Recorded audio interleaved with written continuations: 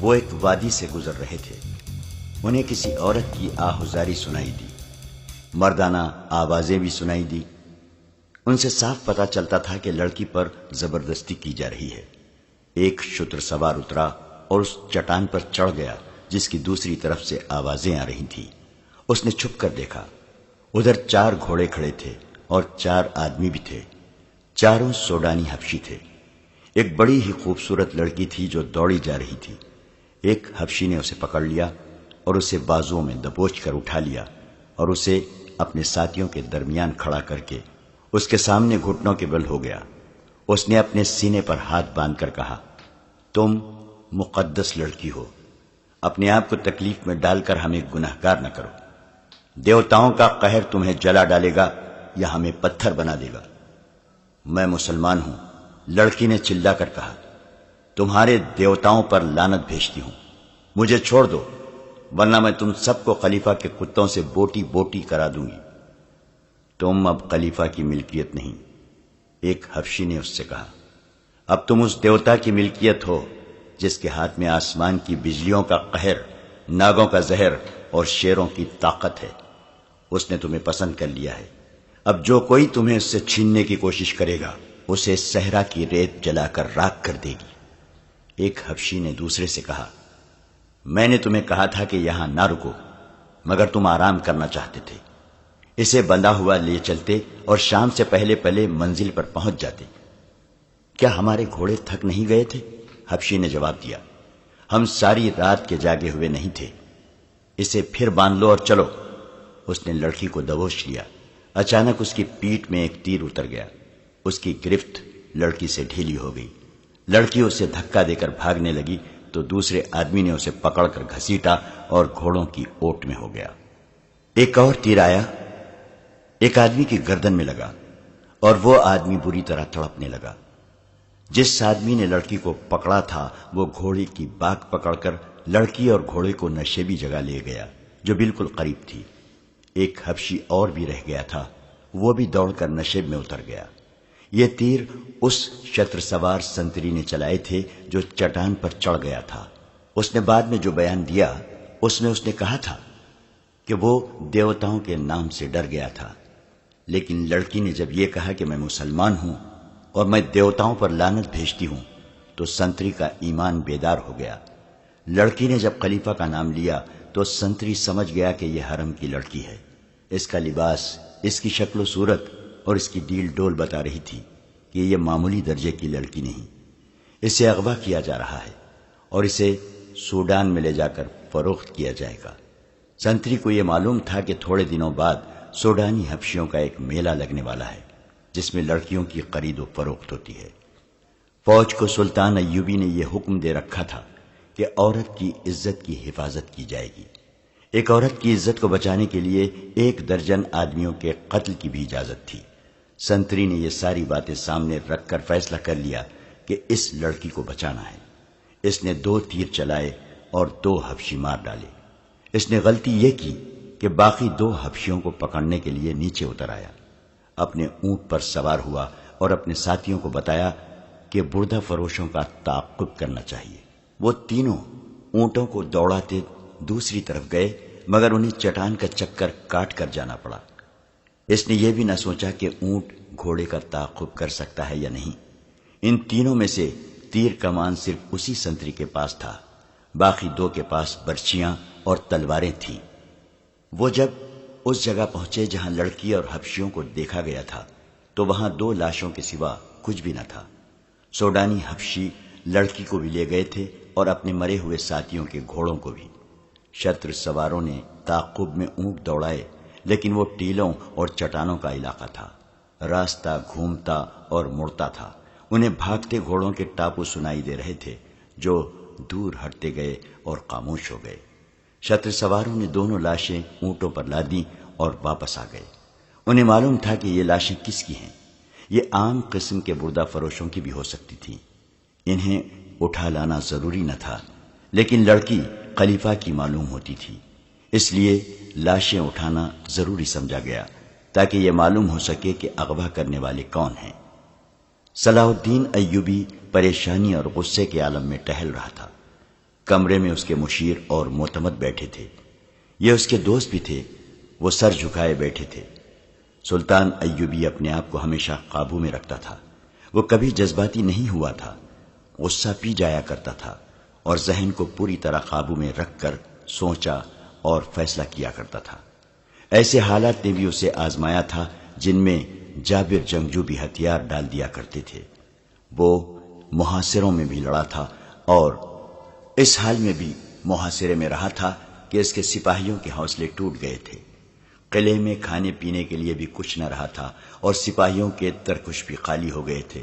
اس کے سپاہی اس انتظار میں تھے کہ وہ ہتھیار ڈال کر انہیں اس اذیت اور موت سے بچا لے گا، لیکن سلطان ایوبی نے صرف اپنا حوصلہ ہی مضبوط نہ رکھا بلکہ سپاہیوں میں بھی نئی روح پھونک دی۔ مگر اس روز سلطان ایوبی کو اپنے آپ پر قابو نہیں رہا تھا، چہرے پر غصہ بھی تھا، گھبراہٹ بھی۔ یہی وجہ تھی کہ سب خاموش بیٹھے تھے۔ آج پہلی بار میرا دماغ میرا ساتھ چھوڑ گیا ہے، اس نے کہا۔ کیا یہ ممکن نہیں کہ آپ خلیفہ کے اس پیغام کو نظر انداز کر دیں؟ اس کے نائب سالار الناصر نے کہا۔ میں اسی کوشش میں مصروف ہوں، سلطان ایوبی نے کہا، لیکن الزام کی نوعیت دیکھو جو مجھ پر عائد کیا گیا ہے۔ میں نے اس کے حرم کی ایک لڑکی اغوا کروائی ہے۔ استغفر اللہ، اللہ مجھے معاف کرے، اس نے میری توہین میں کوئی کسر نہیں چھوڑی۔ پیغام بلکہ دھمکی قاصد کی زبانی بھیجی ہے۔ وہ مجھے بلا لیا ہوتا، میرے ساتھ براہ راست بات کرتا۔ میں پھر بھی یہی مشورہ دوں گا کہ آپ اپنے آپ کو ٹھنڈا کیجیے، بہاؤالدین شداد نے کہا۔ میں سوچ یہ رہا ہوں، کیا واقعی حرم سے کوئی لڑکی اغوا ہوئی ہے؟ سلطان ایوبی نے کہا۔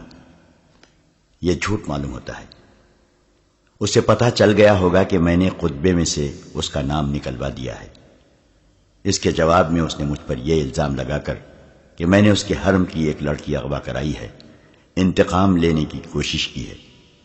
سلطان ایوبی نے عیسیٰ الحکاری فقیہ سے کہا، ایک حکم نامہ مصر کی تمام مسجدوں کے نام جاری کر دو کہ آئندہ کسی مسجد میں خطبے میں خلیفہ کا ذکر نہیں کیا جائے گا۔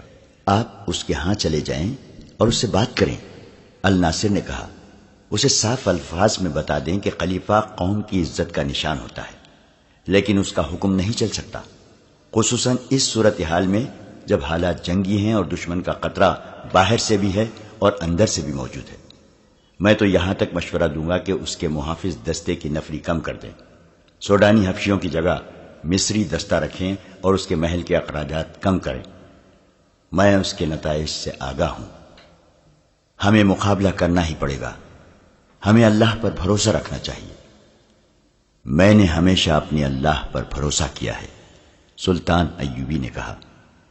خدائے ذوالجلال مجھے اس ذلت سے بھی بچا لے گا۔ دربان اندر آیا، سب نے اس کی طرف دیکھا۔ اس نے کہا، صحرا کے گشتی دستے کا کماندار اپنے 3 سپاہیوں کے ساتھ آیا ہے، وہ 2 سوڈانیوں کی لاشیں لائے ہیں۔ سب نے دربان کی مداخلت کو اچھی نظر سے نہ دیکھا۔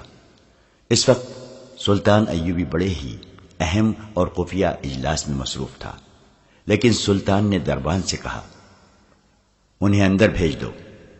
سلطان ایوبی نے اپنے دربان سے کہہ رکھا تھا کہ جب بھی اسے کوئی ملنے آئے وہ اس سے اطلاع دے، اور اگر رات اسے جگانے کی ضرورت محسوس ہو تو فوراً جگا لے۔ سلطان کوئی بات اور کوئی ملاقات التوا میں نہیں ڈالا کرتا تھا۔ عہدیدار اندر آیا، اس کا چہرہ گھر سے اٹا ہوا اور تھکا تھکا نظر آتا تھا۔ سلطان ایوبی نے اسے بٹھایا اور دربان سے کہا کہ اس کے لیے پینے کے لیے کچھ لے آؤ۔ عہدیدار نے سلطان کو بتایا کہ اس کی گشتی سنتریوں نے 4 سوڈانی حبشیوں سے ایک مغویہ لڑکی کو چھڑانے کی کوشش میں 2 کو تیروں سے مار ڈالا اور وہ لڑکی کو اٹھا کر بھاگ گئے ہیں۔ عہدیدار نے بتایا کہ سنتریوں کے بیان کے مطابق لڑکی خانہ بدوش یا کسی عام گھرانے کی نہیں تھی، وہ بہت ہی امیر لگتی تھی اور اس نے کہا تھا کہ وہ خلیفہ کی ملکیت ہے۔ معلوم ہوتا ہے، سلطان ایوبی نے کہا، خدائے ذوالجلال میری مدد کو آ گیا ہے۔ وہ باہر نکل گیا۔ کمرے میں بیٹھے ہوئے سب حاکم اس کے پیچھے چلے گئے۔ باہر زمین پر 2 لاشیں پڑی تھیں۔ ایک لاش پیٹ کے بل تھی، اس کی پیٹھ میں تیر اترا ہوا تھا۔ دوسری لاش کی گردن میں تیر پیوست تھا۔ پاس 3 سپاہی کھڑے تھے۔ انہوں نے امیر مصر کو، جو ان کا سالار اعلیٰ بھی تھا، شاید پہلی بار دیکھا تھا۔ وہ فوجی انداز سے سلام کر کے پرے ہٹ گئے۔ سلطان ایوبی نے ان کے سلام کا صرف جواب ہی نہیں دیا، بلکہ ان سے ہاتھ ملایا اور کہا، یہ شکار کہاں سے مار لائے ہو مومنو؟ اس سنتری نے، جس نے چٹان سے تیر چلا کر 2 آدمیوں کو مارا تھا، سلطان ایوبی کو سارا واقعہ پوری تفصیل سے سنا دیا۔ کیا یہ ممکن ہو سکتا ہے کہ وہ لڑکی خلیفہ کی ہی داشتہ ہو؟ سلطان ایوبی نے اپنے مشیروں سے پوچھا۔ معلوم یہی ہوتا ہے، علی بن سفیان نے کہا۔ ان کے خنجر دیکھیے۔ اس نے 2 خنجر سلطان ایوبی کو دکھائے۔ جس وقت سپاہی واقعہ سنا رہا تھا، علی بن سفیان لاشوں کی تلاشی لے رہا تھا۔ انہوں نے سوڈان کا قبائلی لباس پہن رکھا تھا۔ کپڑوں کے اندر ان کے کمربند تھے، جن کے ساتھ ایک خنجر تھا۔ یہ خلیفہ کے حفاظتی دستے کے خاص ساخت کے خنجر تھے۔ ان کے دستوں پر قصر خلافت کی مہریں لگی ہوئی تھیں۔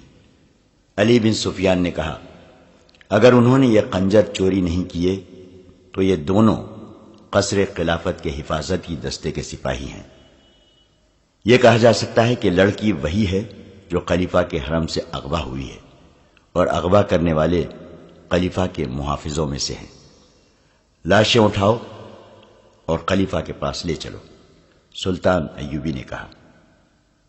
پہلے یقین کر لیا جائے کہ یہ واقعی خلیفہ کے محافظوں میں سے ہیں، علی بن سفیان نے کہا، اور وہاں سے چلا گیا۔ زیادہ وقت نہیں گزرا تھا کہ علی بن سفیان کے ساتھ قصر خلافت کا ایک کماندار آ گیا۔ اسے دونوں لاشیں دکھائی گئیں۔ اس نے فوراً پہچان لیا اور کہا، یہ دونوں محافظ دستے کے سپاہی ہیں، گزشتہ 3 روز سے چھٹی پر تھے۔ ان کی چھٹی 7 دن رہتی تھی۔ کوئی اور سپاہی بھی چھٹی پر ہے؟ سلطان ایوبی نے پوچھا۔ 2 اور ہیں۔ کیا وہ ان کے ساتھ چھٹی پر گئے تھے؟ اکٹھے گئے تھے، کماندار نے جواب دیا، اور ایک ایسا انکشاف کیا جس نے سب کو چونکا دیا۔ اس نے کہا، یہ سوڈان کے ایسے قبیلے سے تعلق رکھتے ہیں جو خون خواری میں مشہور ہے۔ ان میں فرعونوں کے وقت کی کچھ رسمیں چلی آ رہی ہیں۔ یہ قبیلہ ہر 3 سال بعد ایک جشن مناتا ہے۔ یہ ایک میلہ ہوتا ہے جو 3 دن اور 3 راتیں رہتا ہے۔ دن ایسے مقرر کرتے ہیں کہ چوتھی رات چاند پورا ہوتا ہے۔ میلے میں وہ لوگ بھی جاتے ہیں جن کا اس قبیلے کے ساتھ کوئی تعلق نہیں ہوتا، وہ صرف عیاشی کے لیے جاتے ہیں۔ میلے میں لڑکیوں کی خرید و فروخت کے لیے باقاعدہ منڈی لگتی ہے۔ اس میلے سے 1 ماہ پہلے ارد گرد بلکہ قاہرہ تک کے لوگ جن کی بیٹیاں جوان ہو گئی ہوں ہوشیار اور چوکس ہو جاتے ہیں۔ وہ لڑکیوں کو باہر نہیں جانے دیتے۔ ان دنوں خانہ بدوش بھی اس علاقے سے دور چلے جاتے ہیں۔ لڑکیاں اغوا ہوتی ہیں اور اس میلے میں فروخت ہو جاتی ہیں۔ یہ چاروں سوڈانی اسی میلے کے لیے چھٹی پر گئے ہوئے تھے۔ میلہ 3 روز بعد شروع ہو رہا ہے۔ کیا ان کے متعلق یہ کہا جا سکتا ہے کہ خلیفہ کے حرم کی لڑکی انہوں نے اغوا کی ہوگی؟ علی بن سفیان نے پوچھا۔ میں یقین کے ساتھ نہیں کہہ سکتا، کماندار نے جواب دیا۔ یہ کہہ سکتا ہوں کہ ان دنوں میں اس قبیلے کے لوگ جان کا خطرہ مول لے کر بھی لڑکیاں اغوا کرنے کی کوشش کرتے ہیں، اور یہ خونخوار اتنے ہیں کہ اگر کسی لڑکی کے وارث میلے میں چلے جائیں اور اپنی لڑکی لینے کی کوشش کریں تو انہیں قتل کر دیا جاتا ہے۔ لڑکیوں کے گاہکوں میں مصر کے امیر، وزیر اور حاکم بھی ہوتے ہیں۔ میلے میں ایسے عارضی قہبہ خانے کھل جاتے ہیں جہاں جوا، شراب اور عورت کے شیدائی دولت لٹاتے ہیں۔ اس جشن کی آخری رات بڑی پراسرار ہوتی ہے۔ کسی خفیہ جگہ ایک نوجوان اور غیر معمولی طور پر حسین لڑکی کو قربان کیا جاتا ہے۔ یہ کسی کو بھی معلوم نہیں کہ لڑکی کو کہاں اور کس طرح قربان کیا جاتا ہے۔ یہ کام ان کا ایک مذہبی پیشوا، جسے حبشی خدا بھی کہتے ہیں، کرتا ہے۔ ان کے ساتھ بہت تھوڑے سے خاص آدمی اور 4-5 لڑکیاں ہوتی ہیں۔ لوگوں کو لڑکی کا کٹا ہوا سر اور خون دکھایا جاتا ہے، جسے دیکھ کر یہ قبیلہ پاگلوں کی طرح ناشتہ اور شراب پیتا ہے۔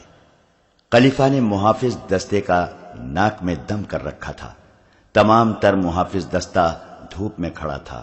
سورج غروب ہونے میں کچھ دیر باقی تھی۔ اس دستے کو صبح کھڑا کیا گیا تھا۔ کمانداروں اور عہدیداروں کو بھی کھانے کی اجازت دی گئی تھی، نہ پانی کی۔ جب رجب بار بار آتا اور اعلان کرتا تھا کہ لڑکی محافظوں کی مدد کے بغیر اغوا نہیں کی جا سکتی تھی۔ جس کسی نے اغوا میں مدد دی ہے وہ سامنے آ جائے، ورنہ تمہیں یہیں بھوکا اور پیاسا مار دیا جائے گا۔ اگر لڑکی خود باہر گئی ہوتی تو تم میں سے کسی نہ کسی نے ضرور دیکھی ہوتی۔ ان دھمکیوں کا کچھ اثر نہیں ہو رہا تھا۔ سب کہتے تھے کہ وہ بے گناہ ہیں۔ خلیفہ رجب کو ٹکنے نہیں دے رہا تھا۔ اس نے رجب سے کہتا تھا، مجھے لڑکی کا افسوس نہیں، پریشانی یہ ہے کہ جو اتنے کڑے پہرے سے لڑکی کو اغوا کر سکتے ہیں وہ مجھے بھی قتل کر سکتے ہیں۔ مجھے یہ ثبوت چاہیے کہ لڑکی کو صلاح الدین ایوبی نے اغوا کرایا ہے۔ رجب نے ہی اغوا کا بہتان سلطان ایوبی کے سر تھوپا تھا، مگر خلیفہ اسے کہہ رہا تھا کہ ثبوت لاؤ۔ رجب ثبوت کہاں سے لاتا؟ اس کی جان پر بن گئی تھی۔ وہ ایک بار پھر محافظ دستے کے سامنے گیا۔ غصے سے وہ باولا ہوا جا رہا تھا۔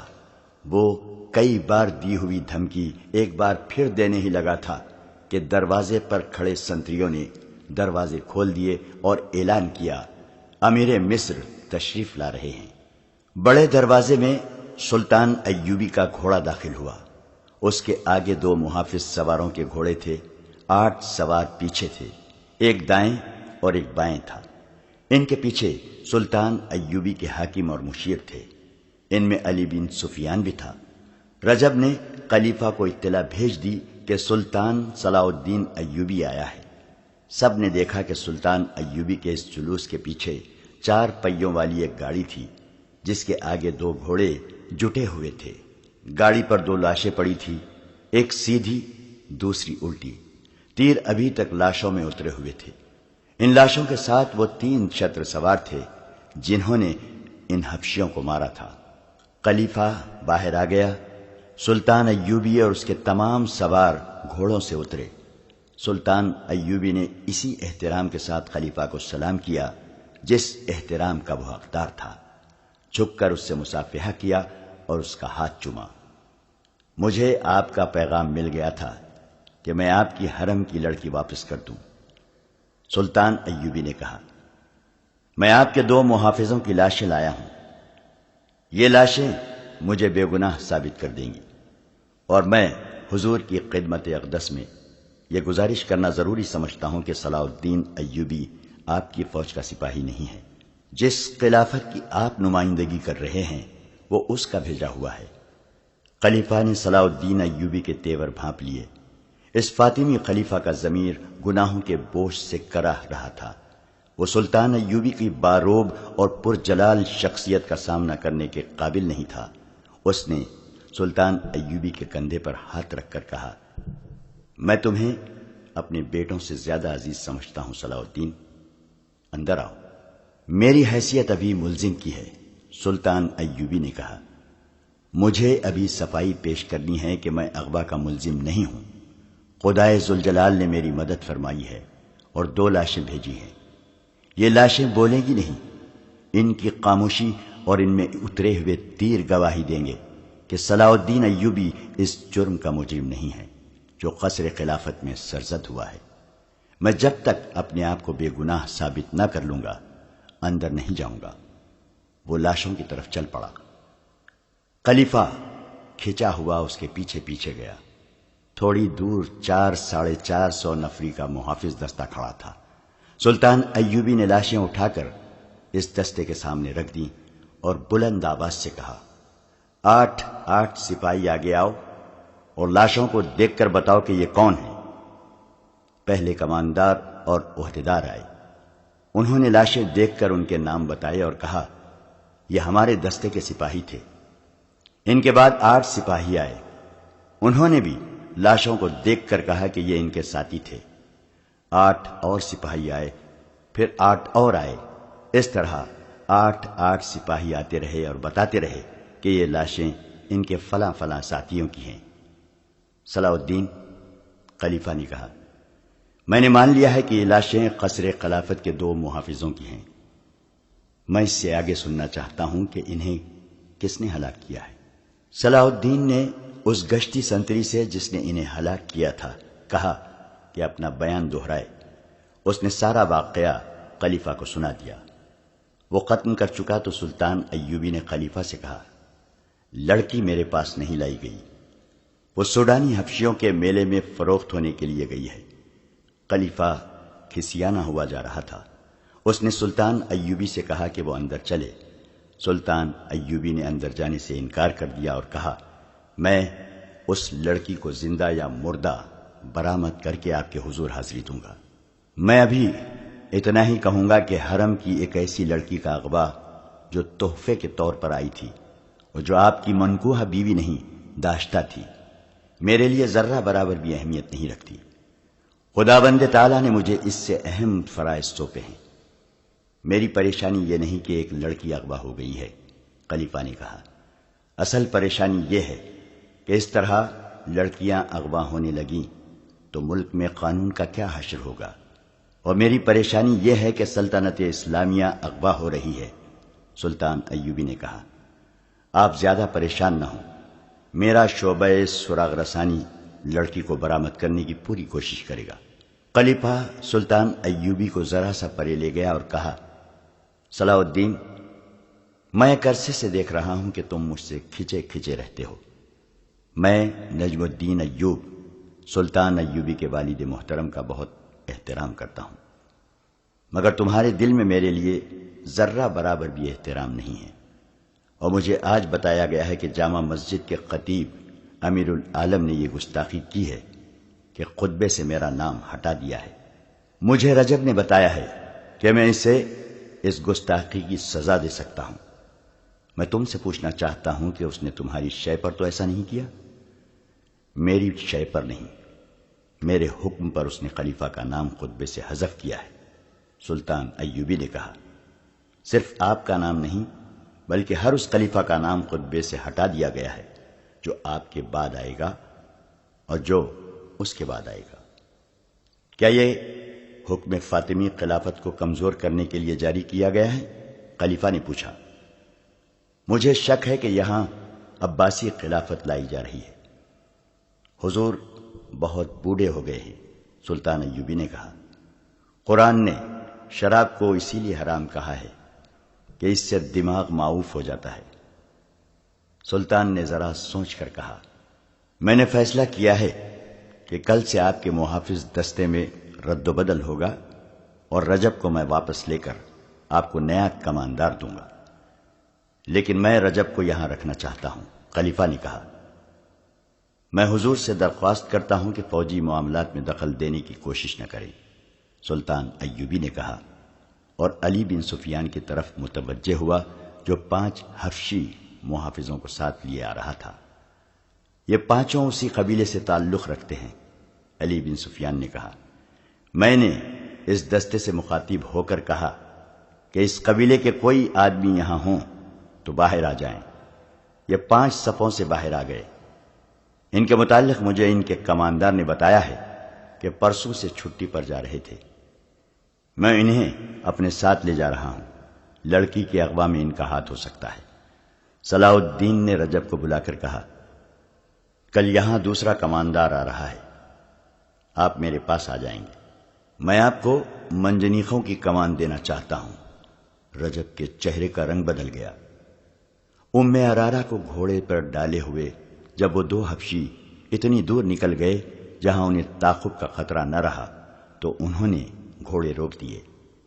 لڑکی ایک بار پھر آزاد ہونے کو تڑپنے لگی۔ حبشیوں نے اس سے کہا، اس کا تڑپنا بیکار ہے، اب اگر اسے وہ آزاد بھی کر دیں تو وہ اس ریگستان سے زندہ نہیں نکل سکے گی۔ انہوں نے یہ بھی کہا کہ وہ اسے بے آبرو نہیں کرنا چاہتے۔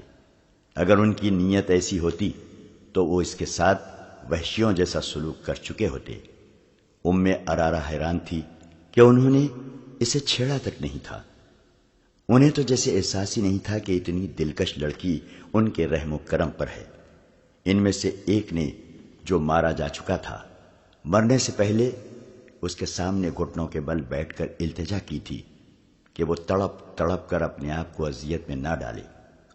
عرارہ نے ان سے پوچھا کہ اسے کہاں لے جایا جا رہا ہے، تو اسے جواب دیا گیا کہ اسے آسمان کے دیوتا کی ملکہ بنانے کے لیے لے جا رہے ہیں۔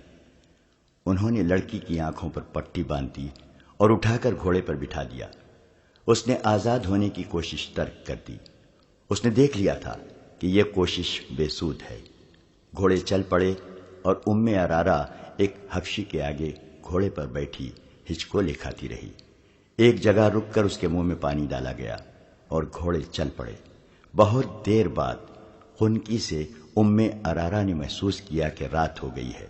گھوڑے رک گئے۔ اس وقت تک اس نازک لڑکی کا جسم مسلسل گھوڑ سواری سے ٹوٹ چکا تھا۔ دہشت سے اس کا دماغ بیکار ہو گیا تھا۔ اسے گھوڑے رکتے ہی اپنے ارد گرد 3-4 مردوں اور 3 عورتوں کی ملی جلی آوازیں سنائی دینے لگیں۔ یہ زبان اس کی سمجھ سے بالا تھی۔ یہی حبشی راستے میں اس کے ساتھ عربی زبان میں باتیں کرتے تھے۔ ان کا لہجہ عربی نہیں تھا۔ ابھی اس کی آنکھوں سے پٹی نہیں کھولی گئی تھی۔ اس کی تو جیسے زبان بھی بند ہو گئی تھی۔ اسے کسی نے اٹھا کر کسی نرم چیز پر بٹھا دیا۔ یہ پالکی تھی۔ پالکی اوپر کو اٹھی اور اس کا یہ ایک نیا سفر شروع ہو گیا۔ اس کے ساتھ ہی دف کی ہلکی ہلکی گوجدار تھاپ سنائی دینے لگی اور عورتیں گانے لگیں۔ اس گانے کے الفاظ تو وہ سمجھ نہ سکتی تھی۔ اس کی لے میں جادو کا اثر تھا۔ یہ اثر ایسا تھا جس نے عرارہ کے خوف میں اضافہ کر دیا، لیکن اس خوف میں ایسا تاثر بھی پیدا ہونے لگا جیسے اس پر نشہ یا خمار طاری ہو رہا ہو۔ رات کی خنکی خمار میں لذت سی پیدا کر رہی تھی۔ عرارہ نے یہ چاہتے ہوئے کہ وہ پالکی سے کود جائے اور بھاگ اٹھے اور یہ لوگ اسے جان سے مار دیں، اس نے ایسی جرأت نہ کی۔ وہ محسوس کر رہی تھی کہ وہ ان انسانوں کے قبضے میں نہیں بلکہ کوئی اور ہی طاقت ہے جس نے اس پر قابو پا لیا ہے، اور اب وہ اپنی مرضی سے کوئی حرکت نہیں کر سکے گی۔ وہ محسوس کرنے لگی کہ پالکی بردار سیڑھیاں چڑھ رہے ہیں۔ وہ چڑھتے گئے۔ کم و بیش 30 سیڑھیاں چڑھ کر وہ ہموار چلنے لگے اور چند قدم چل کر رک گئے۔ پالکی زمین پر رکھ دی گئی۔ عرارہ کی آنکھوں سے پٹی کھول کر کسی نے اس کی آنکھوں پر ہاتھ رکھ لیے۔ تھوڑی دیر بعد ان ہاتھوں کی انگلیاں کھلنے لگیں اور لڑکی کو روشنیاں دکھائی دینے لگی۔ آہستہ آہستہ ہاتھ اس کی آنکھوں سے ہٹ گئے۔ وہ ایک ایسی عمارت میں کھڑی تھی جو ہزاروں سال پرانی نظر آتی تھی۔ گول ستون اوپر تک چلے گئے تھے۔ ایک وسیع ہال تھا جس پر فرش روشنیوں میں چمک رہا تھا۔ دیواروں کے ساتھ ڈنڈے سے لگے ہوئے تھے اور ڈنڈوں کے سروں پر مشلوں کے شعلے تھے۔ اندر کی فضا میں ایسی خوشبو تھی جس کی مہک اس کے لیے نئی تھی۔ دف کی ہلکی ہلکی تھاپ اور عورتوں کا گیت اسے سنائی دے رہا تھا۔ یہ تھاپ اور یہ لے حال میں ایسی گونج پیدا کر رہی تھی جس میں خواب کا تاثر تھا۔ اس نے سامنے دیکھا، ایک چبوترا تھا جس کی 8-10 سیڑھیاں تھیں۔ چبوترے پر پتھر کے بت کا منہ اور سر تھا۔ اس کی ٹھوڑی کے نیچے تھوڑی سی گردن تھی، تھوڑی سی ماتھے تک۔ یہ پتھر کا چہرہ قداور انسان سے بھی 1.5-2 فٹ اونچا تھا۔ منہ کھلا ہوا تھا جو اتنا چوڑا تھا کہ ایک آدمی ذرا سا جھک کر اس میں داخل ہو سکتا تھا۔ منہ میں سفید دانت بھی تھے۔ یوں لگتا تھا جیسے یہ چہرہ قہقہے لگا رہا ہو۔ اس کے دونوں کانوں سے ڈنڈے نکلے ہوئے تھے جن کے باہر والے سروں پر مشعلیں جل رہی تھیں۔ اچانک اس کی آنکھیں جو کم و بیش گز گز بھر چوڑی تھیں چمکنے لگیں۔ ان میں روشنی پھوٹنے لگی۔ عورتوں کے گیت کی لے بدل گئی۔ دف کی تھاپ میں جوش پیدا ہو گیا۔ پتھر کے منہ کے اندر روشنی ہو گئی۔ لمبے لمبے سفید چوٹے پہنے ہوئے 2 آدمی جھک کر منہ سے باہر آئے۔ منہ کے آگے 3 سیڑھیاں تھیں۔ ان آدمیوں کے رنگ سیاہ اور سروں پر پرندوں کے لمبے لمبے رنگا رنگ پر بندھے ہوئے تھے۔ منہ سے باہر آ کر ایک دائیں طرف اور ایک بائیں طرف کھڑا ہو گیا۔ مان بعد پتھر کے منہ میں ایک اور آدمی نمودار ہوا۔ وہ بھی جھک کر باہر آیا۔ وہ ذرا بوڑھا لگتا تھا۔ اس کا چوغا سرخ رنگ کا تھا اور اس کے سر پر تاج تھا۔ ایک سانپ جو مصنوعی تھا اس کے دائیں کندھے پر کنڈلی مارے اور پھن پھیلائے بیٹھا تھا، اور ایک بائیں کندھے پر۔ دونوں سانپوں کے رنگ سیاہ تھے۔ ارارا پر ایسا روب طاری ہوا کہ وہ سن ہو کے کھڑی رہی۔ یہ آدمی جو اس قبیلے کا مذہبی پیشوا یا پروہت تھا، چبوترے کی سیڑھیاں اتر آیا۔ وہ آہستہ آہستہ ارارا تک آیا اور دونوں گھٹنے فرش پر رکھ کر اس نے لڑکی کے دونوں ہاتھ اپنے ہاتھوں میں لے کر چوم لیے۔ اس نے لڑکی سے عربی زبان میں کہا، تم ہو وہ خوش نصیب لڑکی جسے میرے دیوتا نے پسند کیا ہے، میں تمہیں مبارکباد پیش کرتا ہوں۔ ارارا بیدار ہو گئی۔ اس نے روتے ہوئے کہا، میں کسی دیوتا کو نہیں مانتی۔ اگر تم دیوتاؤں کو مانتے ہو تو میں تمہیں انہی کا واسطہ دے کر کہتی ہوں کہ مجھے چھوڑ دو۔ مجھے یہاں کیوں لائے ہو؟ یہاں جو بھی آتی ہے یہی کہتی ہے، پروہت نے کہا، لیکن اس پر اس مقدس جگہ کا راز کھلتا ہے تو کہتی ہے کہ میں یہاں سے جانا نہیں چاہتی۔ میں جانتا ہوں تم مسلمانوں کے خلیفہ کی محبوبہ ہو، مگر جس نے تمہیں پسند کیا ہے اس کے آگے دنیا کے خلیفے اور آسمانوں کے فرشتے سجدے کرتے ہیں۔ تم جنت میں آ گئی ہو۔ اس نے چوغے کے اندر سے ایک پھول نکالا اور ارارا کی ناک کے ساتھ لگا دیا۔ ارارا حرم کی شہزادی تھی۔ اس نے ایسے ایسے عطر سونگے تھے جو اس جیسی شہزادیوں کے سوا اور کوئی خواب میں بھی نہیں سونگ سکتا تھا، مگر اس پھول کی بو اس کے لیے انوکھی تھی۔ یہ بو اس کی روح تک اتر گئی۔ اس کی سوچوں کا رنگ ہی بدل گیا، اس کی نظروں کے زاویے بدل گئے۔ پروہت نے کہا، یہ دیوتا کا تحفہ ہے، اور اس نے پھول اس کی ناک سے ہٹا لیا۔ ارارا نے ہاتھ آہستہ آہستہ آگے کیا اور پروہت کا پھول والا ہاتھ پکڑ کر اپنی ناک کے قریب لے آئی۔ پھول سونگ کر خمار آلود آواز میں بولی، کتنا دل نشین تحفہ ہے، آپ یہ مجھے دیں گے نہیں؟ کیا تم نے تحفہ قبول کر لیا ہے؟ پروہت نے پوچھا۔ اس کے ہونٹوں پر مسکراہٹ تھی۔ ہاں، ارارا نے جواب دیا، میں نے یہ تحفہ قبول کر لیا ہے۔ اس نے پھول کو ایک بار پھر سونگا اور اس نے آنکھیں بند کر لی، جیسے اس کی مہک کو اپنے وجود میں جذب کرنے کی کوشش کر رہی ہو۔ دیوتا نے بھی تمہیں قبول کر لیا ہے، پروہت نے کہا اور پوچھا، تم اب تک کہاں تھی؟ لڑکی سوچ میں پڑ گئی، جیسے کچھ یاد کرنے کی کوشش کر رہی ہو۔ سر ہلا کر بولی، میں یہیں تھی۔ نہیں، میں ایک اور جگہ تھی۔ مجھے یاد نہیں کہ میں کہاں تھی۔ تمہیں یہاں کون لایا ہے؟ کوئی بھی نہیں، ارارا نے جواب دیا، میں خود آئی ہوں۔ تم گھوڑے پر نہیں آئی تھی؟ نہیں، لڑکی نے جواب دیا، میں اڑتی ہوئی آئی ہوں۔ کیا راستے میں صحرا اور پہاڑ اور جنگل اور ویرانے نہیں تھے؟ نہیں تو، لڑکی نے بچوں کی سی شوخی سے جواب دیا، ہر طرف سبزہ زار اور پھول تھے۔ تمہاری آنکھوں پر کسی نے پٹی نہیں باندھی تھی؟ پٹی؟ نہیں تو، لڑکی نے جواب دیا، میری آنکھیں کھلی ہوئی تھی اور میں نے رنگ برنگے پرندے دیکھے تھے، پیارے پیارے پرندے۔ پروہت نے اپنی زبان میں بلند آواز سے کچھ کہا۔ ارارا کے عقب سے 4 لڑکیاں آئیں، انہوں نے اس کے کپڑے اتار دیے۔ وہ مادر زاد ننگی ہو گئی۔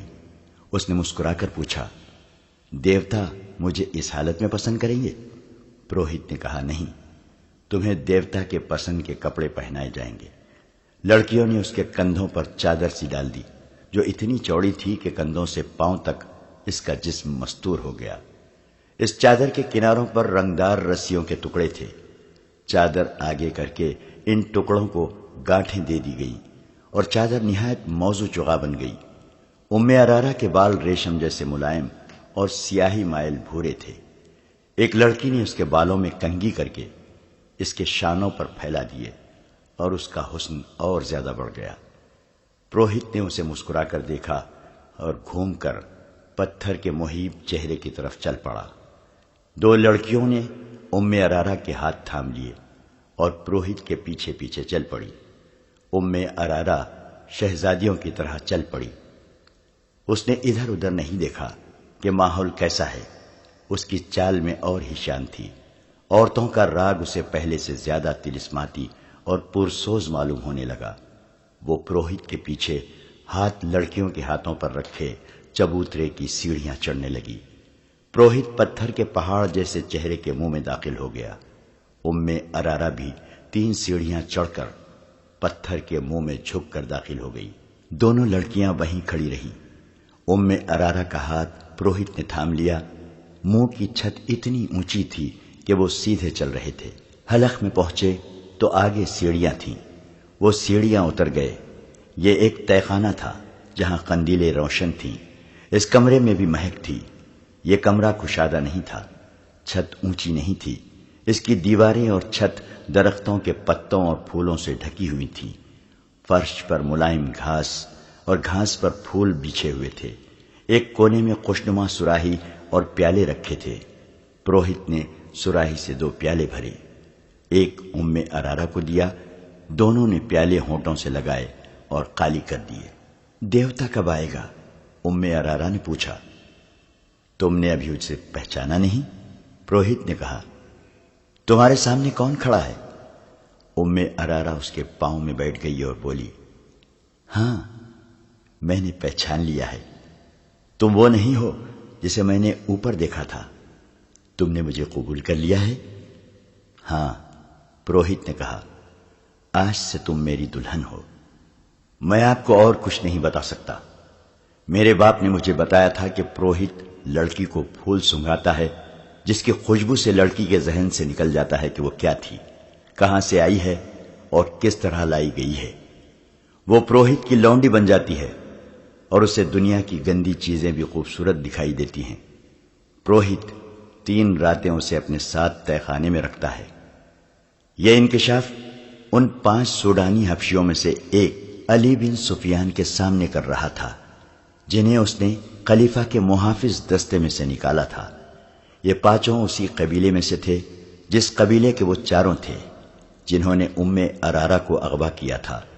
اپنے ساتھ لے جا کر علی بن سفیان نے ان 5 سے کہا تھا کہ چونکہ وہ اسی قبیلے کے ہیں جو تیسرے سال کے آخر میں جشن مناتا ہے اور وہ چھٹی پر جا رہے تھے، اس لیے انہیں معلوم ہوگا کہ لڑکی کس طرح اغوا ہوئی ہے۔ ان 5 نے کہا کہ انہیں اغوا کا علم ہی نہیں۔ علی بن سفیان نے انہیں یہ لالچ بھی دیا کہ وہ سچ بتا دیں گے تو انہیں کوئی سزا نہیں دی جائے گی۔ پھر بھی وہ لا علمی کا اظہار کر رہے تھے۔ یہ قبیلہ وحشیانہ مزاج اور خونخواری کی وجہ سے مشہور تھا۔ انہیں سزا کا ڈر ذرہ برابر بھی نہ تھا۔ 5 بہت دلیری سے انکار کر رہے تھے۔ آخر علی بن سفیان کو وہ طریقے آزمانے پڑے جو پتھر کو بھی پگھلا دیتے ہیں۔ 5 کو الگ الگ کر کے علی بن سفیان انہیں اس جگہ لے گیا جہاں چیخیں اور آہ و بکا کوئی نہیں سنتا تھا۔ مسلسل اذیت اور تشدد سے کوئی ملزم مر جائے تو کسی کو پرواہ نہیں ہوتی تھی۔ یہ 5 سوڈانی بڑے ہی سخت جان معلوم ہوتے تھے۔ وہ رات بھر اذیت سہتے رہے۔ علی بن سفیان رات بھر جاگتا رہا۔ آخر انہیں اس امتحان میں ڈالا گیا جو آخری حربہ سمجھا جاتا تھا۔ یہ تھا چکر شکنجا۔ رہٹ کی طرح چوڑے اور بہت بڑے پہیے پر ملزم کو الٹا لٹا کر ہاتھ رسیوں سے چکر کے ساتھ باندھ دیے جاتے اور پاؤں ٹخنوں سے رسیاں ڈال کر فرش میں گاڑے ہوئے کیلوں سے کس دیے جاتے تھے۔ پہیے کو ذرا سا آگے چلایا جاتا تو ملزم کے بازو کندھوں سے اور ٹانگیں کولہوں سے الگ ہونے لگتی تھیں۔ بعض اوقات ملزم کو کھینچ کر پہیے کو ایک جگہ روک لیا جاتا تھا۔ اذیت کا یہ طریقہ ملزموں کو بے ہوش کر دیتا تھا۔ سحر کے وقت ایک ادھیڑ عمر حبشی نے علی بن سفیان سے کہا، میں سب کچھ جانتا ہوں لیکن دیوتا کے ڈر سے نہیں بتاتا۔ دیوتا مجھے بہت بری موت ماریں گے۔ کیا اس سے بڑھ کر کوئی بری موت ہو سکتی ہے جو میں تمہیں دے رہا ہوں؟ علی بن سفیان نے کہا، اگر تمہارے دیوتا سچے ہوتے تو وہ تمہیں اس شکنجے سے نکال نہ لیتے۔ تم اگر مرنے سے ڈرتے ہو تو موت یہاں بھی موجود ہے۔ تم بات کرو، میرے ہاتھ میں ایک ایسا دیوتا ہے جو تمہیں تمہارے دیوتا سے بچا لے گا۔ یہ سوڈانی حبشی کئی بار بے ہوش ہو چکا تھا، اسے دیوتا تو نہیں موت صاف نظر آ رہی تھی۔ علی بن سفیان نے اس کی زبان کھول لی، اسے شکنجے سے کھول کر کھلایا پلایا اور آرام سے لٹا دیا۔ اس نے اعتراف کیا کہ ام ارارہ کو ان کے قبیلے کے 4 آدمیوں نے اغوا کیا تھا۔ وہ چاروں چھٹی چلے گئے تھے۔ انہوں نے اغوا کی رات اور وقت بتا دیا تھا۔ یہ 5 حبشی جو علی بن سفیان کے قبضے میں تھے اس رات پہرے پر تھے۔ اغوا کرنے والوں میں سے 2 کو اندر آنا تھا۔ انہیں بڑے دروازے سے داخل کرنے کا انتظام انہوں نے کیا تھا اور انہیں اغوا اور فرار میں پوری مدد دی تھی۔ اس حبشی نے بتایا کہ اس لڑکی کو دیوتا کی قربان گاہ پر قربان کیا جائے گا۔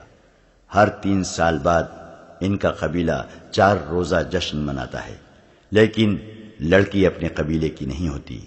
شرط یہ ہے کہ لڑکی غیر ملکی ہو، سفید رنگ کی ہو، اونچے درجے کے خاندان کی ہو اور اتنی خوبصورت ہو کہ لوگ دیکھ کر ٹھٹک جائیں۔ تو اس کا مطلب یہ ہے کہ ہر 3 سال بعد تمہارا قبیلہ باہر سے خوبصورت لڑکی اغوا کر کے لاتا ہے۔ علی بن سفیان نے پوچھا، نہیں، یہ غلط ہے۔ سوڈانی حبشی نے جواب دیا، 3 سال بعد صرف میلہ لگتا ہے۔ لڑکی کی قربانی 5 میلوں کے بعد یعنی ہر 15 سال بعد دی جاتی ہے۔ مشہور یہی ہے کہ ہر 3 سال بعد لڑکی قربان کی جاتی ہے۔ اس نے اپنے باپ کے حوالے سے وہ جگہ بتائی جہاں قربانی دی جاتی تھی۔ پروہت کو وہ دیوتا کا بیٹا کہتا تھا جہاں میلہ لگتا تھا۔ اس سے 1.5 میل جتنی دور ایک پہاڑی علاقہ تھا جہاں جنگل بھی تھا۔ یہ علاقہ زیادہ وسیع اور عریض نہیں تھا۔ اس کے متعلق مشہور تھا کہ وہاں دیوتا رہتے ہیں اور ان کی خدمت کے لیے جن اور پریاں بھی رہتی ہیں۔ لوگ اس لیے یہ باتیں مانتے تھے کہ ہر طرف صحرا اور اس میں جزیرے کی طرح کچھ علاقہ پہاڑی اور سرسبز تھا جو قدرت کا ایک عجوبہ تھا۔ یہ دیوتاؤں کا مسکن ہی ہو سکتا تھا۔ اس علاقے میں فرعونوں کے وقتوں کے کھنڈر تھے۔ وہاں ایک جھیل بھی تھی جس میں چھوٹے مگرمچھ رہتے تھے۔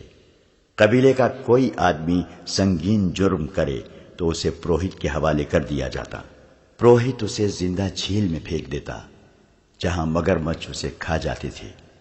پروہت انہی کھنڈروں میں رہتا تھا۔ وہاں ایک بہت بڑا پتھر کا سر اور منہ تھا جس میں دیوتا رہتا تھا۔ ہر 15ویں سال کے آخری دنوں میں باہر سے ایک لڑکی اغوا کر کے لائی جاتی جو پروہت کے حوالے کر دی جاتی تھی۔ پروہت لڑکی کو ایک پھول سنگھاتا تھا جس کی خوشبو سے لڑکی کے ذہن سے نکل جاتا تھا کہ وہ کیا تھی، کہاں سے آئی تھی اور اسے کون لایا تھا۔ اس پھول میں کوئی نشہ آور بو ڈالی جاتی تھی جس کے اثر سے وہ پروہت کو دیوتا اور اپنا خاوند سمجھ لیتی تھی۔ اسے وہاں کی گندی چیزیں بھی خوبصورت دکھائی دیتی تھیں۔ لڑکی کی قربانی انہی کھنڈرات میں دی جاتی تھی۔ لڑکی کو پروہت تہہ خانے میں اپنے ساتھ رکھتا تھا۔ اس جگہ 4 مرد اور 4 خوبصورت لڑکیاں رہتی تھیں۔ ان کے سوا اور کسی کو پہاڑوں کے اندر جانے کی اجازت نہیں تھی۔ لڑکی کو جب قربان گاہ پر لے جایا جاتا تھا تو اسے احساس ہی نہیں ہوتا تھا کہ اس کی گردن کاٹ دی جائے گی۔ وہ فخر اور خوشی سے مرتی تھی۔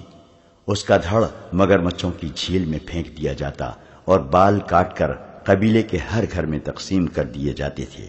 ان بالوں کو مقدس سمجھا جاتا تھا۔ لڑکی کا سر خشک ہونے کے لیے رکھ دیا جاتا تھا۔ جب گوشت ختم ہو کر صرف کھوپڑی رہ جاتی تو اسے ایک غار میں رکھ دیا جاتا تھا۔ لڑکی کسی کو دکھائی نہیں جاتی تھی۔ 15 سال پورے ہو رہے ہیں اب کہ لڑکی کی قربانی دی جائے گی۔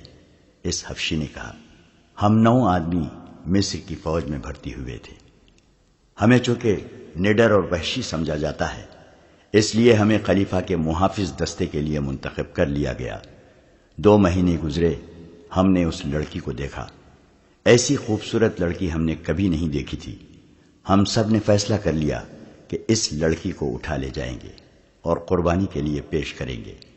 ہمارے ایک ساتھی نے جو کل مارا گیا ہے اپنے گاؤں جا کر قبیلے کے بزرگ کو بتا دیا تھا کہ اس بار قربانی کے لیے ہم لڑکی لائیں گے۔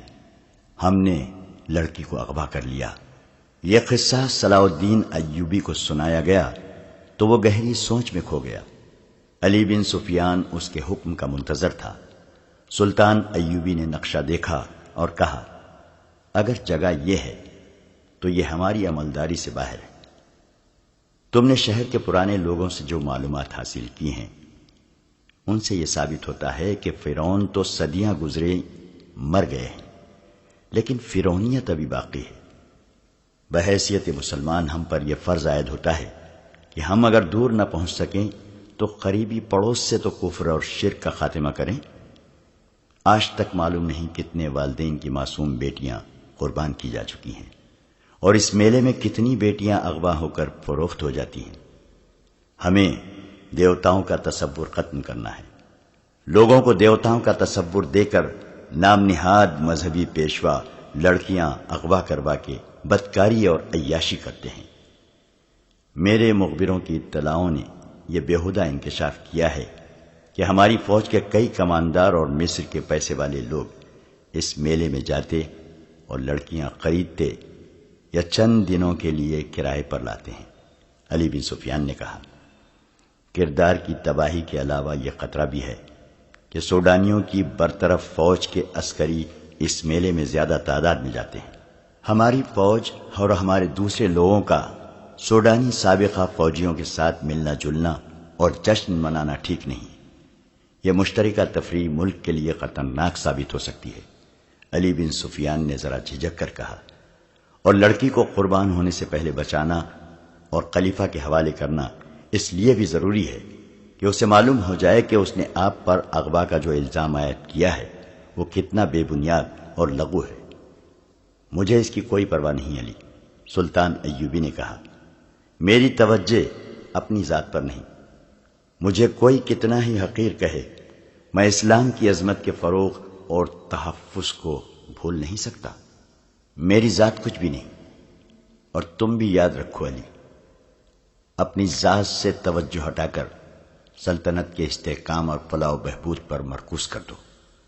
اسلام کی عظمت کا امین خلیفہ ہوا کرتا تھا، مگر وقت گزرنے کے ساتھ ساتھ خلیفہ اپنی ذات میں گم ہوتے گئے اور اپنے نفس کا شکار ہو گئے۔ اب ہماری خلافت اسلام کی بہت بڑی کمزوری بن گئی ہے۔ صلیبی ہماری اس کمزوری کو استعمال کر رہے ہیں۔ اگر تم کامیابی سے اپنے فرائض نبھانا چاہتے ہو تو اپنی ذات اور اپنے نفس سے دستبردار ہو جاؤ۔ خلیفہ نے مجھ پر جو الزام عائد کیا ہے اسے میں نے بڑی مشکل سے برداشت کیا ہے۔ میں اونچے وار کا جواب دے سکتا تھا، مگر میرا وار بھی اونچا ہوتا، پھر میں ذاتی سیاست بازی میں الجھ جاتا۔ مجھے خطرہ یہی نظر آ رہا ہے کہ ملت اسلامیہ کسی دور میں جا کر اپنے ہی حکمرانوں کی ذاتی سیاست بازیوں، خود پسندی، نفس پرستی اور اقتدار کی ہوس کی نظر ہو جائے گی۔ گستاخی کی معافی چاہتا ہوں محترم امیر، علی بن سفیان نے کہا، اگر آپ اس لڑکی کو قربان ہونے سے بچانا چاہتے ہیں تو حکم صادر فرمائیے۔ وقت بہت تھوڑا ہے، پرسوں سے میلہ شروع ہو رہا ہے۔ فوج میں یہ حکم فوراً پہنچا دو کہ اس میلے میں کسی فوجی کو شریک ہونے کی اجازت نہیں ہے۔ سلطان ایوبی نے نائب سالار کو بلا کر کہا، خلاف ورزی کرنے والے کو اس کے عہدے اور رتبے سے قطع نظر 50 کوڑے سر عام لگائے جائیں گے۔ اس حکم کے بعد اسکیم بننے لگی۔ متعلقہ حکام کو سلطان ایوبی نے بلا لیا تھا۔ اس نے سب سے کہا تھا کہ ہمارا مقصد یہ ہے کہ اس طلسم کو توڑنا ہے۔ یہ جگہ فرعونیت کی آخری نشانی معلوم ہوتی ہے۔ پہلے فوج کشی زیر بحث آئی، جو اس وجہ سے خارج از بحث کر دی گئی کہ اسے اس قبیلے کے لوگ اپنے اوپر باقاعدہ حملہ سمجھیں گے۔ لڑائی ہوگی جس میں میلہ دیکھنے والے بے گناہ لوگ بھی مارے جائیں گے، اور عورتوں اور بچوں کے مارے جانے کا بھی خطرہ ہے۔ یہ حل بھی پیش کیا گیا کہ اس سوڈانی حبشی کو رہنما کے طور پر ساتھ رکھا جائے اور اس جگہ چھاپا مار بھیجے جائیں جہاں لڑکی کو قربان کیا جائے گا۔ سلطان ایوبی نے حبشی کو ساتھ لے جانا پسند نہیں کیا کیونکہ دھوکے کا خطرہ تھا۔ اس وقت تک سلطان ایوبی کے حکم کے مطابق چھاپا ماروں اور شب کو مارنے والوں کا ایک دستہ تیار کیا جا چکا تھا۔ اسے مسلسل جنگی مشقوں سے تجربہ کار بنا لیا گیا تھا کہ وہ جابازوں کا دستہ تھا جنہیں جذبے کے لحاظ سے اس قدر پختہ بنا دیا گیا تھا کہ وہ اس پر فخر محسوس کرنے لگے کہ انہیں جس مہم پر بھیجا جائے گا اس سے وہ زندہ واپس نہیں آئیں گے۔ نائب سالار الناصر اور علی بن سفیان کے مشوروں سے یہ طے ہوا کہ صرف 12 چھاپا مار اس پہاڑی جگہ کے اندر جائیں گے جہاں پروہت رہتا ہے اور لڑکی قربان کی جاتی ہے۔ حبشی کی دی ہوئی معلومات کے مطابق اس رات میلے میں زیادہ رونق ہوتی ہے کیونکہ وہ میلے کی آخری رات ہوتی ہے۔ قبیلے کے لوگوں کے سوا کسی اور کو معلوم نہیں ہوتا کہ لڑکی قربان کی جا رہی ہے۔ جسے معلوم ہوتا ہے وہ یہ نہیں جانتا کہ قربان گاہ کہاں ہے۔ ان معلومات کی روشنی میں یہ طے کیا گیا کہ 500 سپاہی میلہ دیکھنے والوں کے بھیس میں تلواروں وغیرہ سے مسلح ہو کر اس رات میلے میں موجود ہوں گے۔ ان میں سے 200 کے پاس تیر کمان ہوں گے۔ اس زمانے میں ان ہتھیاروں پر پابندی نہیں تھی۔ چھاپا ماروں کے ذہنوں میں واضح تصور کی صورت میں جو جگہ نقش کر دی جائے گی وہ براہ راست حملہ نہیں کریں گے۔ چھاپا ماروں کی طرح پہاڑی علاقے میں داخل ہوں گے، پہرے داروں کو خاموشی سے ختم کریں گے اور اصل جگہ پہنچ کر اس وقت حملہ کریں گے جب لڑکی قربان گاہ میں لائی جائے گی۔ اس سے قبل حملے کا یہ نقصان ہو سکتا ہے کہ لڑکی کو تہہ خانے ہی میں غائب یا ختم کر دیا جائے گا۔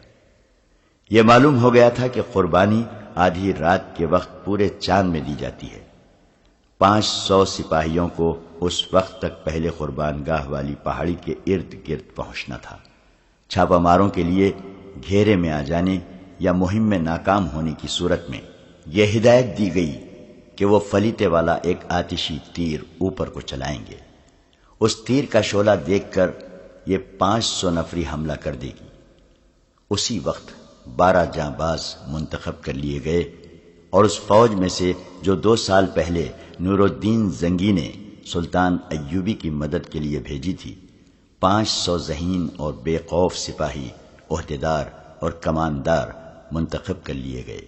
یہ لوگ عرب سے آئے تھے۔ مصر اور سوڈان کی سیاست بازیوں اور عقائد کا ان پر کچھ اثر نہ تھا۔ وہ صرف اسلام سے آگاہ تھے اور یہی ان کا عقیدہ تھا۔ وہ ہر اس عقیدے کے خلاف اٹھ کھڑے ہوتے تھے جسے وہ غیر اسلامی سمجھتے تھے۔ انہیں بتایا گیا کہ وہ ایک باطل عقیدے کے خلاف لڑنے جا رہے ہیں اور ہو سکتا ہے کہ انہیں اپنے سے زیادہ نفری سے مقابلہ کرنا پڑے اور لڑائی خونریز ہو، اور یہ بھی ہو سکتا ہے کہ ان کے سامنے کوئی ٹھہر ہی نہ سکے اور بغیر لڑائی کے مہم سر ہو جائے۔ انہیں اسکیم سمجھا دی گئی اور ان کے ذہنوں میں پہاڑی علاقے کا اور ان پہاڑوں کی بلندی جو زیادہ نہیں تھی اور ان میں گھری ہوئی قربان گاہ کا تصور بٹھا دیا گیا۔ 12 جابانزوں کو بھی ان کے ہدف کا تصور دیا گیا۔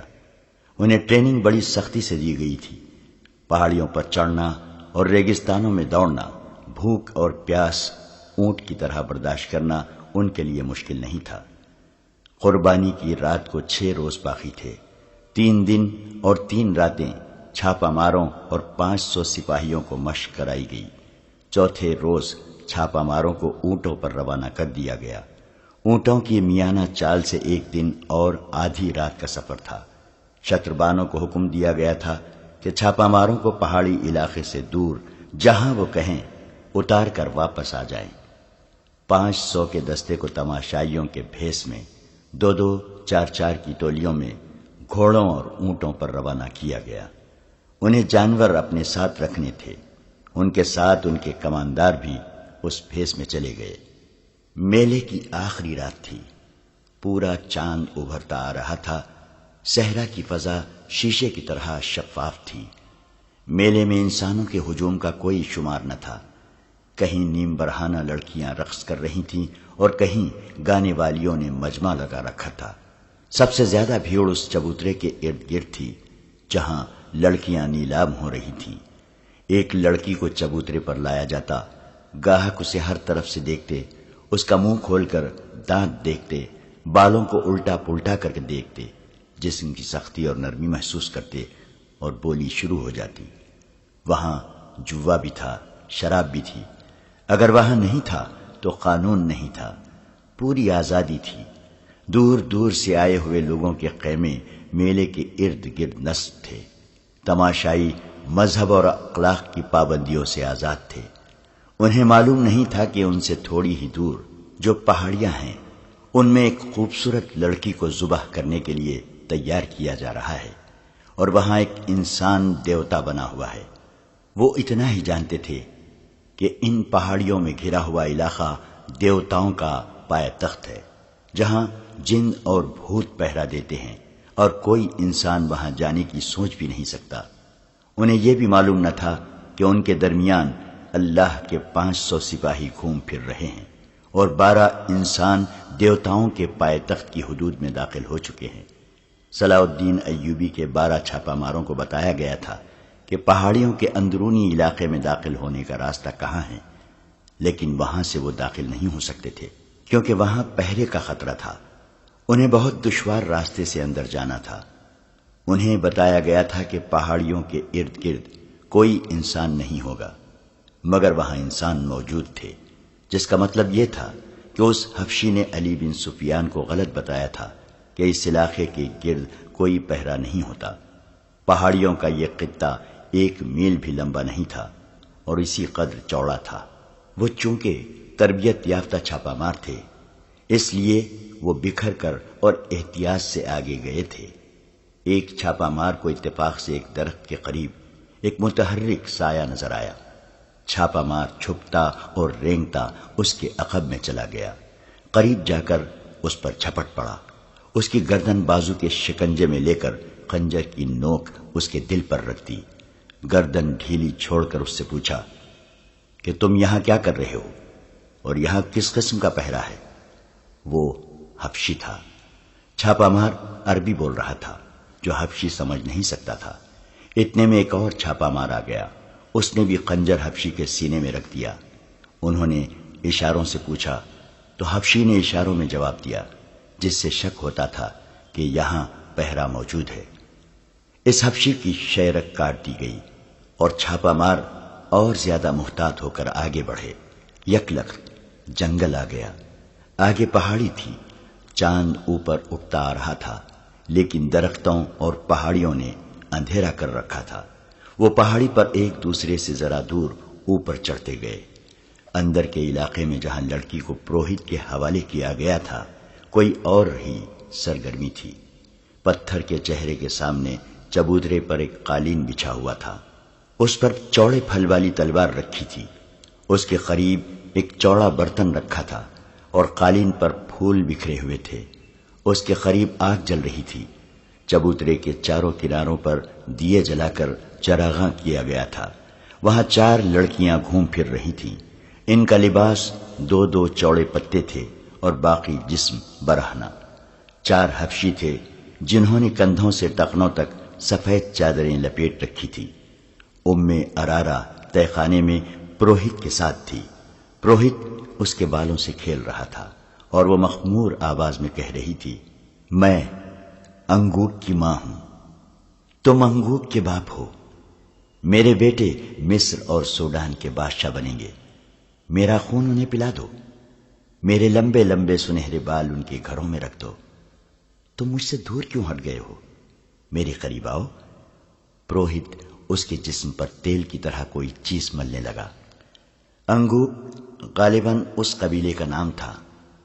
ایک عربی لڑکی کو نشے کے قمار نے اس قبیلے کی ماں اور پروہت کی بیوی بنا دیا تھا۔ وہ قربان ہونے کے لیے تیار ہو گئی تھی۔ پروہت آخری رسوم پوری کر رہا تھا۔ 12 چھاپا مار رات کے کیڑوں کی طرح رینگتے ہوئے پہاڑیوں پر چڑھتے اترتے اور ٹھوکریں کھاتے آ رہے تھے۔ بہت ہی دشوار گزار علاقہ تھا۔ بیشتر جھاڑیاں خاردار تھیں۔ چاند سر پر آ گیا تھا۔ انہیں درختوں میں سے روشنی کی کرنیں دکھائی دینے لگی۔ ان کرنوں میں انہیں ایک حبشی کھڑا نظر آیا، جس کی ایک ہاتھ میں برچھی اور دوسری میں لمبوتری ڈھال تھی۔ وہ بھی دیوتاؤں کے پائے تخت کا پہرے دار تھا۔ اسے خاموشی سے مارنا ضروری تھا۔ وہ ایسی جگہ کھڑا تھا جہاں اس پر غضب سے حملہ نہیں کیا جا سکتا تھا۔ آمنے سامنے کا مقابلہ موضوع نہیں تھا۔ ایک چھاپا مار جھاڑیوں میں چھپ کر بیٹھ گیا، دوسرے نے اس کے سامنے ایک پتھر پھینکا جس نے گر کر اور لڑک کر آواز پیدا کی۔ حبشی بتکا اور اس طرف آیا۔ وہ چونکہ جھاڑی میں چھپے ہوئے چھاپا مار کے سامنے آیا، اس کی گردن ایک بازو کے شکنجے میں آ گئی اور ایک خنجر اس کے دل میں اتر گیا۔ چھاپا مار کچھ دیر وہاں رکے اور احتیاط سے آگے چل پڑے۔ ام ارارہ قربانی کے لیے تیار ہو چکی تھی۔ پروہت نے آخری بار اسے اپنے سینے سے لگایا اور اس کا ہاتھ تھام کر سیڑھیوں کی طرف چل پڑا۔ باہر کے 4 حبشی مردوں اور لڑکیوں کو پتھر کے سر اور چہرے کے منہ میں روشنی نظر آئی تو وہ منہ کے سامنے سجدے میں گر گئے۔ پروہت نے اپنی زبان میں ایک اعلان کیا اور منہ سے اتر آیا۔ ام ارارہ اس کے ساتھ تھی۔ اسے وہ قالین پر لے گیا۔ مرد اور لڑکیاں ان کے ارد گرد کھڑی ہو گئی۔ ام ارارہ نے عربی زبان میں کہا، میں انگوک کے بیٹوں اور بیٹیوں کے لیے اپنی گردن کٹوا رہی ہوں۔ میں ان کے گناہوں کا کفارہ ادا کر رہی ہوں۔ میری گردن کاٹ دو۔ میرا سر انگوک کے دیوتا کے قدموں میں رکھ دو۔ دیوتا اس سر پر مصر اور سوڈان کا تاج رکھیں گے۔ 4 آدمی اور لڑکیاں ایک بار پھر سجدے میں گر گئیں۔ پروہت نے ام ارارہ کو قالین پر 2 زانوں بٹھا کر اس کا سر آگے کو جھکا دیا اور وہ تلوار اٹھا لی جس کا پھل پورے ہاتھ جتنا چوڑا تھا۔ ایک چھاپا مار جو سب سے آگے تھا رک گیا۔ اس نے سرگوشی کر کے پیچھے آنے والے کو روک لیا۔ پہاڑی کی بلندی سے انہیں چبوترا اور پتھر کا سر نظر آیا۔ چبوترے پر ایک لڑکی 2 زانو بیٹھی تھی جس کا سر جھکا ہوا تھا۔ شفاف چاندنی، چراغاں اور بڑی مشعلوں نے سورج کی روشنی کا سما بنا رکھا تھا۔ لڑکی کے پاس کھڑے آدمی کے ہاتھ میں تلوار تھی۔ 2 زانو بیٹھی ہوئی لڑکی برہنہ تھی۔ اس کے جسم کا رنگ بتا رہا تھا کہ حبشی قبیلے کی لڑکی نہیں۔ چھاپا مار دور تھے اور بلندی پر تھے، وہاں سے تیر قطع جانے کا خطرہ تھا، مگر وہ جس پہاڑی پر تھے اس کے آگے ڈھلان نہیں تھی بلکہ سیدھی دیوار تھی جس سے اترنا ناممکن تھا۔ وہ جان گئے کہ لڑکی قربان کی جا رہی ہے اور اسے بچانے کے لیے وقت اتنا تھوڑا ہے کہ وہ اڑ کر نہ پہنچیں تو اسے بچا نہیں سکیں گے۔ انہوں نے چوٹی سے نیچے دیکھا۔ چاندنی میں انہیں ایک جھیل نظر آئی۔ انہیں بتایا گیا تھا کہ وہاں ایک جھیل ہے جس میں مگرمچھ رہتے ہیں۔ دائیں طرف ڈھلان تھی لیکن وہ بھی تقریباً دیوار کی طرح۔ وہاں جھاڑیاں اور درخت تھے۔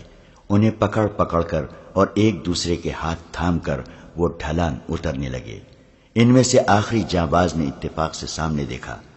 چاندنی میں سامنے کی چوٹی پر اسے ایک حبشی کھڑا نظر آیا۔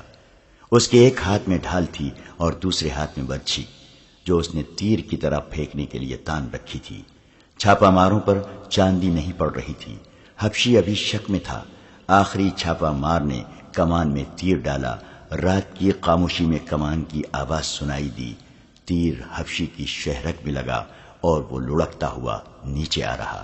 چھاپا مار ڈھلان اترتے گئے، گرنے کا خطرہ ہر قدم پر تھا۔ پروہت نے تلوار کی دھار ام ارارہ کی گردن پر رکھی اور اوپر اٹھائی۔ لڑکیوں اور مردوں نے سجدے سے اٹھ کر 2 زانو بیٹھتے ہوئے پرسوز اور دھیمی آواز میں کوئی گانا شروع کر دیا۔ یہ ایک گونج تھی جو اس دنیا کی نہیں لگتی تھی۔ پہاڑیوں میں گھری ہوئی اس تنگ سی وادی میں ایسا طلسم طاری ہوا جا رہا تھا جو باہر کے کسی بھی انسان کو یقین دلا سکتا تھا کہ یہ انسانوں کی نہیں دیوتاؤں کی سرزمین ہے۔ پروہت تلوار کو اوپر لے گیا۔ اب تو 1-2 سانسوں کی دیر تھی۔ تلوار نیچے کو آنے ہی لگی تھی کہ ایک تیر پروہت کی بغل میں دھس گیا۔ اس کا تلوار والا ہاتھ ابھی نیچے نہیں گرا تھا کہ 3 تیر بیک وقت اس کے پہلو میں اتر گئے۔ لڑکیوں کی چیخیں سنائی دی، مرد کسی کو آواز دینے لگے۔ تیروں کی ایک اور باڑ آئی جس نے 2 مردوں کو گرا دیا۔ لڑکیاں جدھر منہ آیا دوڑ پڑیں۔ ام ارارہ اس شور و غل اور اپنے گرد تڑپتے ہوئے اور خون میں ڈوبے ہوئے جسموں سے بے نیاز سر جھکائے بیٹھی تھی۔ چھاپا مار بہت تیز دوڑتے آئے، چبوترے پر چڑھے اور ام ارارہ کو ایک نے اٹھا لیا۔ وہ ابھی تک نشے کی حالت میں باتیں کر رہی تھی۔ ایک جاباز نے اپنا کرتا اتار کر اسے پہنا دیا۔ اسے لے کر چلے ہی تھے کہ ایک طرف سے 12-13 حبشی برچھیاں اور ڈھالے اٹھائے دوڑتے آئے. چھاپا مار بکھر گئے. ان میں 4 کے پاس تیر کمانیں تھیں. انہوں نے تیر برسائے. باقی چھاپا مار ایک طرف چھپ گئے. جب حبشی آگے آئے تو عقب سے ان پر حملہ کر دیا. ایک تیر انداز نے کمان میں فلیتے والا تیر نکالا. فلیتے کو آگ لگائی اور کمان میں ڈال کر اوپر کو چھوڑ دیا. تیر دور اوپر جا کر رکا تو اس کا شعلہ جو رفتار کی وجہ سے دب گیا تھا، رفتار ختم ہوتے ہی بھڑکا اور نیچے آنے لگا. میلے کی رونق ابھی مان نہیں پڑی تھی. تماشائیوں میں سے 500 تماشائی میلے سے الگ ہو کر اس پہاڑی خطے کی طرف دیکھ رہے تھے.